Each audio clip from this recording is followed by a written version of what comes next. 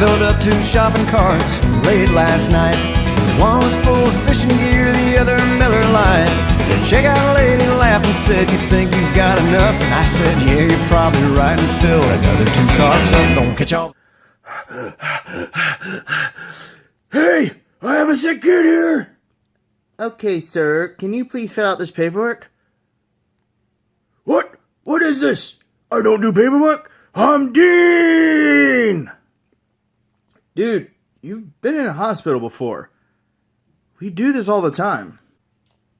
I'm here now. Quick. Quick. Cast cure critical wounds.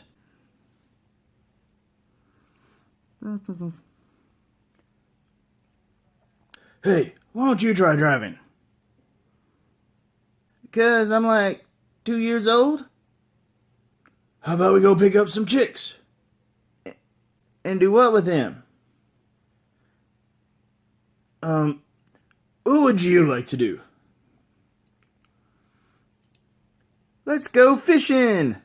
Might take all day, might take all year, till we catch all the fish, till we drink all the beer. Let me get this out of the way first. In this episode, the shaman that Castiel visits, let's pretend this is him. Anyway, he reveals that he has some archangel grace given to him by Gabriel before the trickster went into hiding. So yes, this episode finally gives us an explanation for how Gabriel was caught by the pagan gods in the first place. Fell asleep, he had mortal failings because he was depowered or weakened.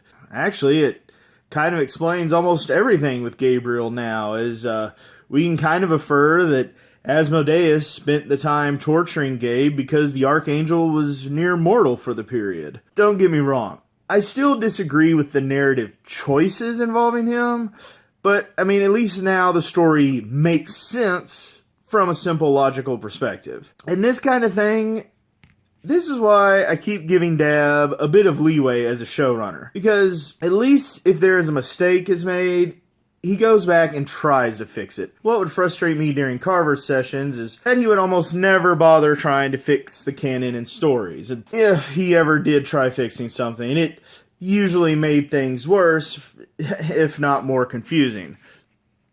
So, you know, I just want to say thank you to the writer for actually doing this. The writer... Wait a minute. This episode was written by Buckner Lemming? Lemming? I don't know how to pronounce the name. That pair?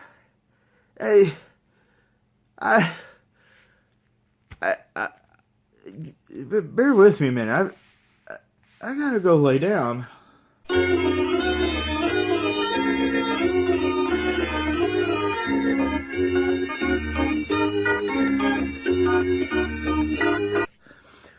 Okay, I'm back now. Well, this would explain why I felt like this episode had some pacing issues. For example, at one point we see Dean and Jack, and they're at a burger joint.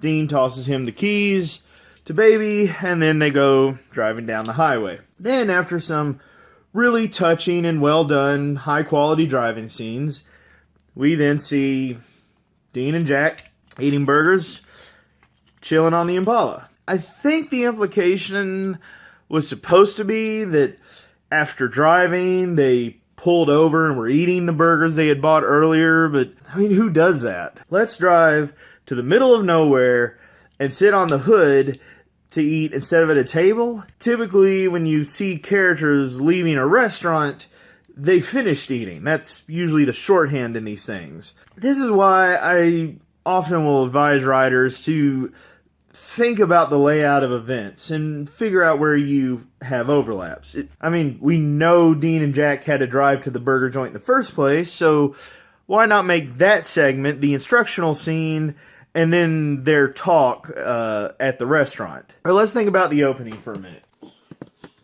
You've got the main characters, and they're at the bunker. They go from there to the hospital, then back to the bunker, only for Dean to take Jack out of the bunker for the rest of the episode.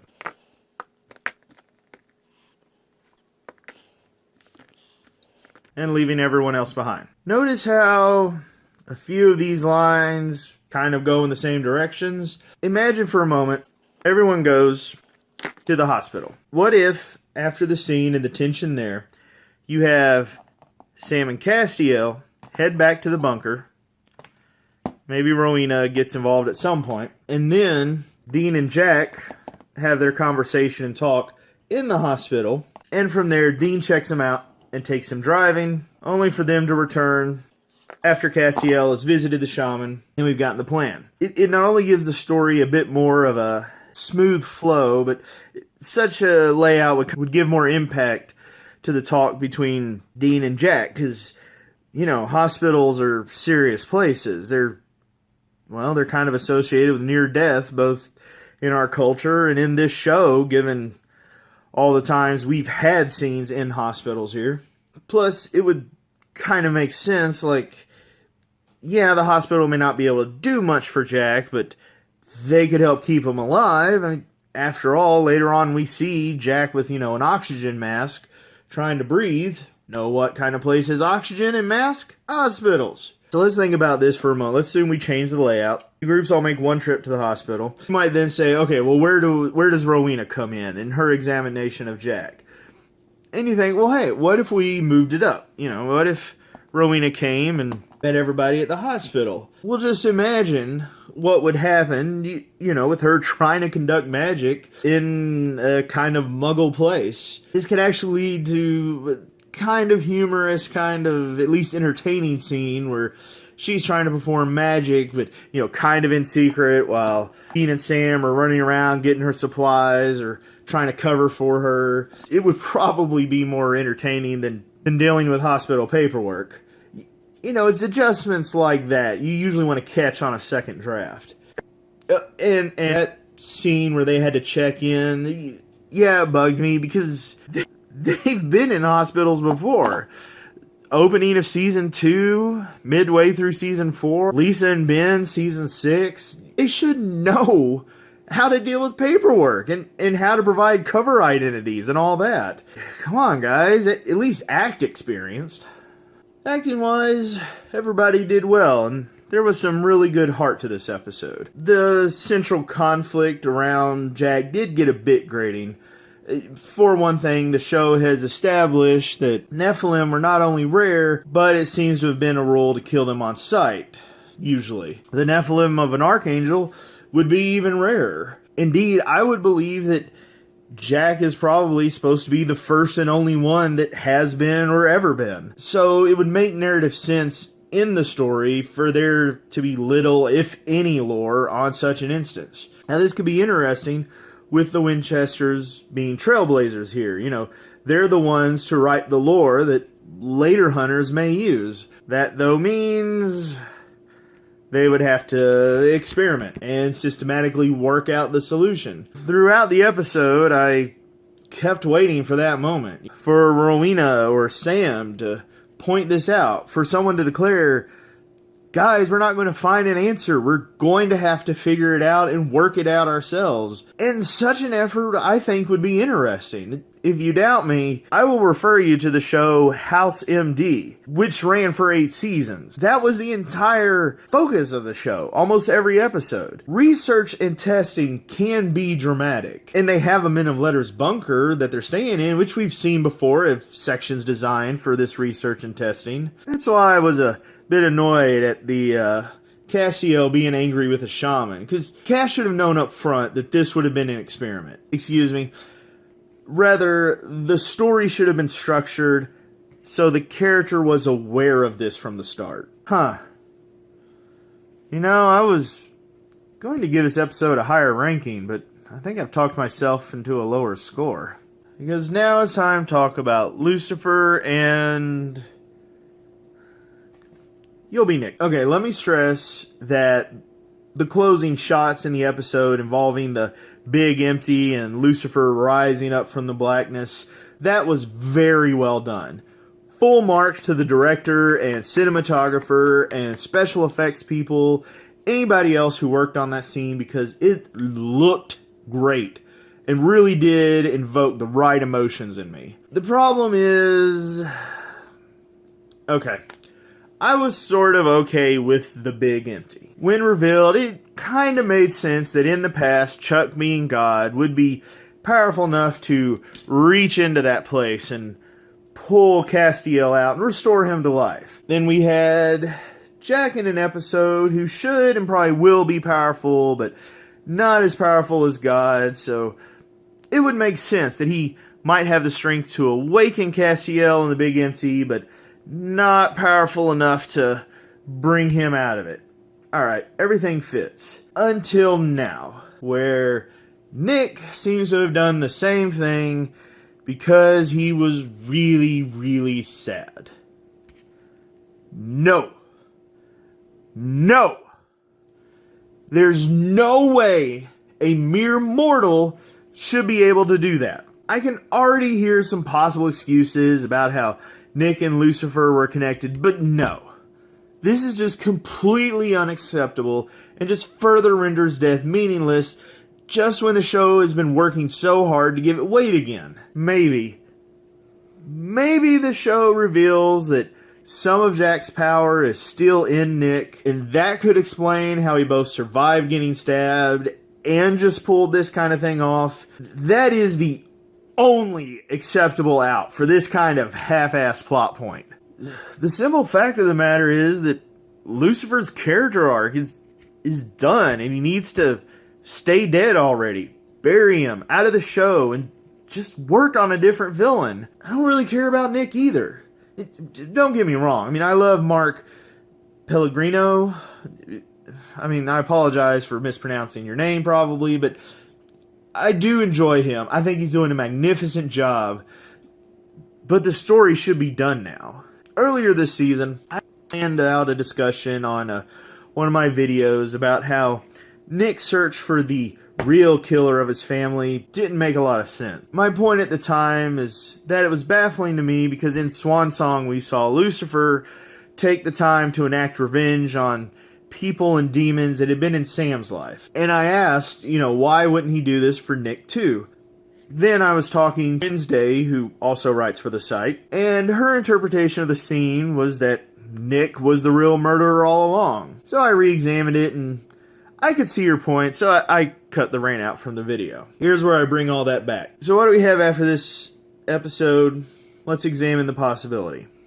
1, Nick was the real killer all along. This is still possible, as the alley scene where he's going to stab the girl, that seems to hint that Nick may have some kind of mental illness or multiple personality, something like that. The problem is, that's not interesting. What made Nick in his debut compelling and interesting was his tragedy. He was just an ordinary man harmed by the evils in this world. And that one bad day drove him to side with the enemy of God himself, to become evil itself, in a manner of speaking. Such a story is captivating and thought-provoking. There's an entire book of the Bible built around a character like Nick. It's called Job. The big difference is Job never turned against God. But to reveal that Nick was the real monster all along renders all this depth to be shallow and meaningless. Second possibility, someone else killed them. A subset of that possibility, A, is that it was just a random human that did it. I suppose it's possible that Lucifer disintegrated the guy and Nick doesn't remember this, but then you have to wonder why we're bothering going through this trouble in the show if that was the case. And if Lucifer didn't, why not? We're back to the earlier question of why would he do that favor for Sam but not for Nick? B, subset of option 2, was that it was something supernatural all along, whether possessing or influencing the killer or just killing them directly.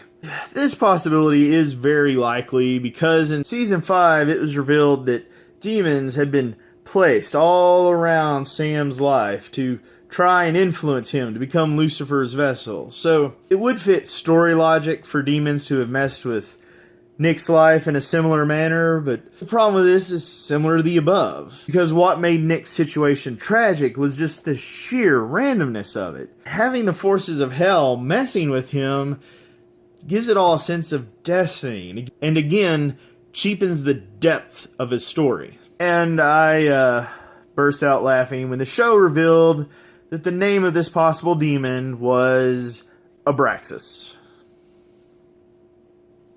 So, this was an episode with people being off kilter. Besides Nick having those tremor visions, Dean came down with it too. And I'll admit, when they were giving the Archangel juice or whatever to Jack, for a moment, I thought it would be revealed that this was Michael's plan all along, and he was about to take Jack as a vessel. And I had wondered if Dean had been implanted with subliminal programming to steer things to that point. Nope. So now what was up with those visions? Is it a clue that Michael is reawakening within Dean? That's still kind of my bet. I hope it's something different. That's just what I consider likely. All in all, I guess I have to give this episode